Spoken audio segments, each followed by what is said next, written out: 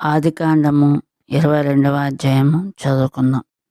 ఆ సంగతులు జరిగిన తర్వాత దేవుడు అబ్రాహామును పరిశోధించెను. ఎట్లనగా ఆయన అబ్రహామా అని పిలవగా అతడు చిత్తము ప్రభువా అనెను.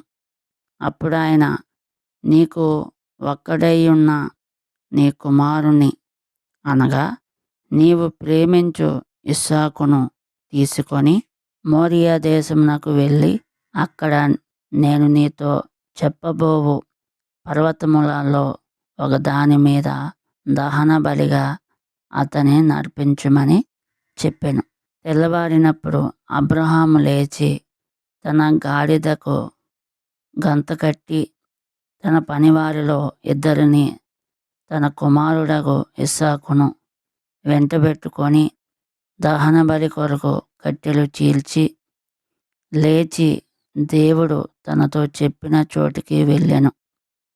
మూడవ నాడు అబ్రహాము కనులెత్తి దూరము నుండి ఆ చోటు చూచి తన పనివారితో, మీరు గాడిదతో ఇక్కడనే ఉండుడి, నేనును ఈ చిన్నవాడును అక్కడికి వెళ్ళి దేవునికి మొక్కి మరలా మీ వద్దకు వచ్చేదామని చెప్పి దహన బలికి కట్టెలు తీసుకొని తన కుమారుడగు ఇస్సాకు మీద పెట్టి తన చేతితో నిప్పును కత్తిని పట్టుకొని పోయెను.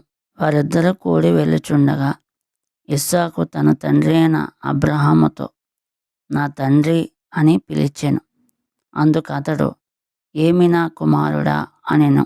అప్పుడు అతడు, నిప్పును కట్టెలను ఉన్నవి గాని దహన బలికి గొర్రెపిల్ల ఏది అని అడుగగా అబ్రహాము, నా కుమారుడా, దేవుడే దహన బలికి గొర్రెపిల్లను చూచుకొనునని చెప్పాను.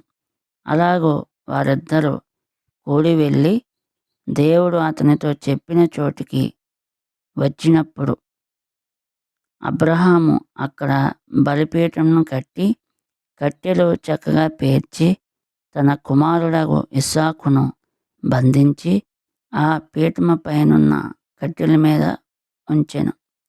అప్పుడు అబ్రహాము తన కుమారుని వధించుటకు తన చెయ్యి చాపి కత్తి పట్టుకొనగా యెహోవా దూత పరలోకము నుండి, అబ్రహామా, అబ్రహామా అని అతన్ని పిలిచెను.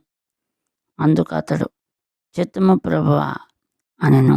అప్పుడు ఆయన, ఆ చిన్నవాని మీద చెయ్యి వేయకుము, అతని నేమియూ చేయకుము, నీకు ఒక్కడై ఉన్న నీ కుమారుని నాకియ్య వెనుతీయలేదు గనుక నీవు దేవునికి భయపడువాడవని ఇందువలన నాకు కనబడుచున్నదనెను. అప్పుడు అబ్రహాము కన్నులెత్తి చూడగా పొదలో కొమ్ములు తగులుకొని ఉన్న ఒక పొట్టేలు వెనుక తట్టున కనబడెను. అబ్రహాము వెళ్ళి ఆ పొట్టేలును పట్టుకొని తన కుమారునికి మారుగా పెట్టి దహన బలిగా అర్పించెను. అబ్రహాము ఆ చోటికి యెహోవా ఈరే అను పేరు పెట్టెను. యెహోవా ఈరే అనే పేరుకి అర్థము యెహోవా చూచుకొనును. అందుచేత యెహోవా పర్వతం మీద చూచుకొనును అని నేటి వరకు చెప్పబడును. యెహోవా దూత రెండవ మారు పరలోకము నుండి అబ్రహామును పిలిచి ఇట్లనెను, నీవు నీకు ఒక్కడే అయ్యున్న నీ కుమారుని ఇయ్య వెనుక తీయక ఈ కార్యము చేసినందున నేను నిన్ను ఆశీర్వదించి ఆకాశ నక్షత్రము వలెను సముద్ర తీరమందలి ఇసుక వలెను నీ సంతానమును నిశ్చయముగా విస్తరింపజేసేదను. నీ సంతతి వారు తమ శత్రువుల గవిని స్వాధీనపరుచుకుందురు. మరియు నీవు నా మాట వినినందున భూలోకములోని జనములన్నీయు నీ సంతానము వలన ఆశీర్వదించబడును. నా తోడని ప్రమాణము చేసి ఉన్నానని యెహోవా సెలవిచ్చిననెను. తర్వాత అబ్రహాము తన పనివారి యొద్దకు తిరిగి రాగా వారు లేచి అందరూ కలిసి బెయేర్షెబాకు వెళ్ళిరి.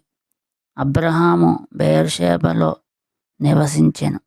ఆ సంగతులు జరిగిన తర్వాత అబ్రహామునకు తెలుపబడినదేమనగా, మిల్కా అను ఆమెయు నీ సహోదరుడగు నాహోరునకు పిల్లలను కనెను. వారు ఎవరెవరనగా, అతని జ్యేష్ఠ కుమారుడైన ఊజు, ఇతని తమ్ముడైన బూజు, ఆరాము తండ్రి అయిన కెముయేలు, కేసేదు, హాజో, సిల్దాషు, ఇద్లాపు,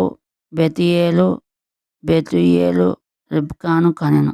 ఆ 8 మందిని మిల్కా అబ్రహాము సహోదరుడగు నాహోరునకు కనెను.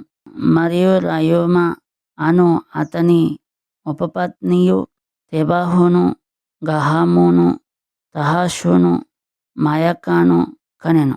దేవుడికి వందనములు. అలాగే ఈ ఛానల్ని మీరు సబ్స్క్రైబ్ చేసుకొని దేవుడి వాక్యాన్ని ప్రతిరోజు వింటారని ఆశ.